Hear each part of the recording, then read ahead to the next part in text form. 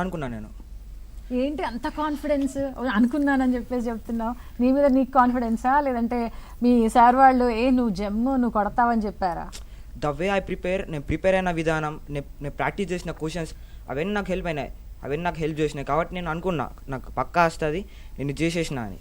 Practice చేసిన విధానం అంటే ఏంటి? 10 సార్లు ప్రాక్టీస్ చేసేవాడువా? కాన్సెప్ట్స్ అర్థం చేసుకునేవాడువా? కాన్సెప్ట్ అర్థం చేసుకున్నా. ఎట్లా? కాన్సెప్ట్ అర్థం చేసుకున్నట్టు. ఓకే. సైన్స్, సోషల్లో?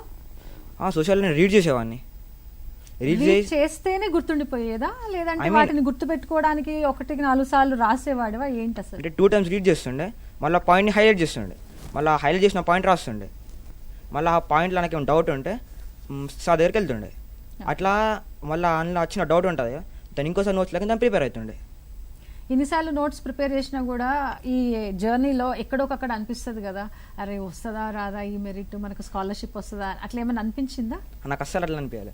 నేను ప్రాక్టీస్ చేసిన విధానం, నా కాన్ఫిడెన్స్ చూస్తే నాకు అంటే నా కాన్ఫిడెన్స్ నాకు అంటే ఎప్పుడు మోటివేషన్ ఇస్తారు నాకు అందరూ. ఐ మీన్ సార్స్ కానీ, నువ్వు చేయగలవు, నీ వల్ల అవుతుంది, నీ వల్ల లేదు అనుకుంటే ఆ రోజు నువ్వు ఓడిపోయినావు అని అందరూ అంటారు. నీ వల్ల అవుతుంది అంటే నువ్వు ఖచ్చితంగా అవుతుంది అని అందరూ అంటారు.